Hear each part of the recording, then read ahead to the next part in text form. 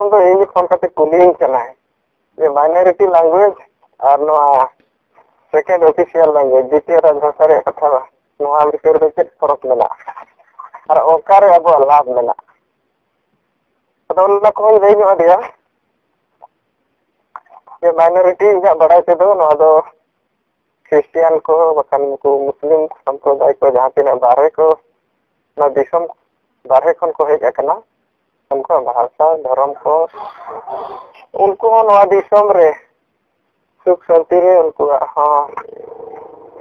सुख शांति रे को ताहेन मा उनको भाषा संस्कृति को बंचा मा नोआ हो भारत सरकार आजा लेकाते योजना बनाव कते ओना कमी केना और द्वितीय राजभाषा दो ना दो संवैधानिक व्यवस्था करना नीति राजभाषा सलाते यदि इच्छा खान बरिया पे हो सेकेंड ऑफिशियल लैंग्वेज लेकाते आजे लागू दाड़िया नोआ दो संविधान रे प्रावधान मेना आदो नोआ हुई लेन खान दो ओडिशा रे सान्ताली साहित्य एकाडेमी प्रतिष्ठा हुआ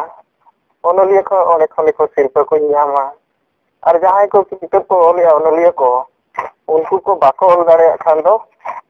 ओना साहित्य सान्ताली साहित्य एकाडेमी पास्टा कोन ओना बोई को छापा तो उनका पे मिटिंग भाषा रे विकास हुआ और ओना साव सावते जहां तिने ओडिशा बखन जहां बंगाल हुएन और जहां जहां राज करे द्वितीय राजभाषा स्टेटस हुई दाड़ेया ओडे दो पेपर करे टेलीविजन करे और अडी लेकन मैगजीन करे अडी लेकन छापा रिया सरकारी ओए जामो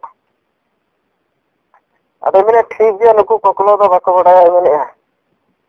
तो जहां को रोड कना नुकु माइनॉरिटी माइडी ठीक बुझे कान दो मेने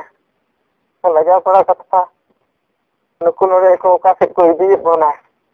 मैंने अरे ने गलमरा करा नुकु दो बाबन अतर को खान बा को सदिया अभी सदा कना ठीक गया था सुना दो बिचेर जिनिस कान गया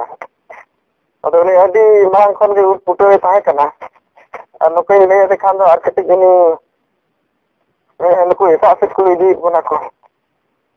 अब नोना दिसम रे नितो हर कना बनोडे चेदा माइनॉरिटी नोरे को लगा बन कना अभी तक ना होय नोआ को कथा दो अदो नौका धारा नुई गंगा धारा नो सरालिंग गलमरा पिया और ओडे ना जहां तिने रिपोर्ट दो मोटामुटी निजे भरा के ताहे कना ठीक है गमके जोहार हाँ जोहार अच्छा जहां माइनॉरिटी कथा रखा बिना ओना चितान रे और नोआ सेकेंड द्वितीय राजभाषा चितान रे थोड़ा ब्रीफ पे नोकन लिया कि माइनॉरिटी स्टेटस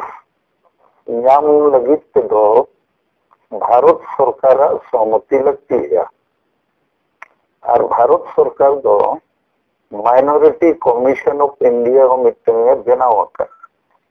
अदर नोआ दो कि ओडिशा रे संताल भाषा भाषी को कम गया इनकान माइनॉरिटी रे अब यामना ओडिशा सरकार दो ना तो बाय डिसाइड करे माइनॉरिटी भाषा से माइनॉरिटी धर्म नोआ मामला तो भारत सरकार आखन और ओनारे एमान तीन क्राइटेरिया को मेना ओना तो निज तो इम्पॉसिबल धारा सिचुएशन कन असंभव और द्वितीय राजभाषा माने तो ना तो राज रे मामला करना राज सरकार राज विधानसभा रे पास लेन खान ओना भाषा चितान रे राज सरकार विशेष ध्यान है अरे गोड़ो पढ़ा रहे हो और जैसे लेकर एकेडमी को बनाओ ठीक है अब आबो निज जहां रणनीति वो सबका कि झारखंड रे जुदी संताली प्रथम राज पार्टी बेना इनखान नोडे खन गे पूरे भारत पूरे धरती रे नवा भाषा रे प्रचार प्रसार हुआ जैसे उड़ीसा रे मान लिया झारखंड रे नवा संताली राज पार्टी बेना रखा बिना इनखान उड़ीसा रे अड़ीगन शिक्षक के स्कूल कॉलेज खुले रे झारखंड सरकार गड़ो का और झारखंड सरकार माध्यम से भारत सरकार के उड़ीसा सरकार गड़ो हुई आया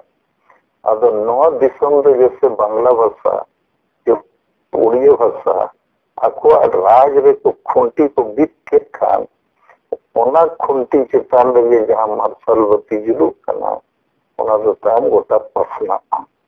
अदो संताली परसी अब लगी आदि मरंग सुयोग कना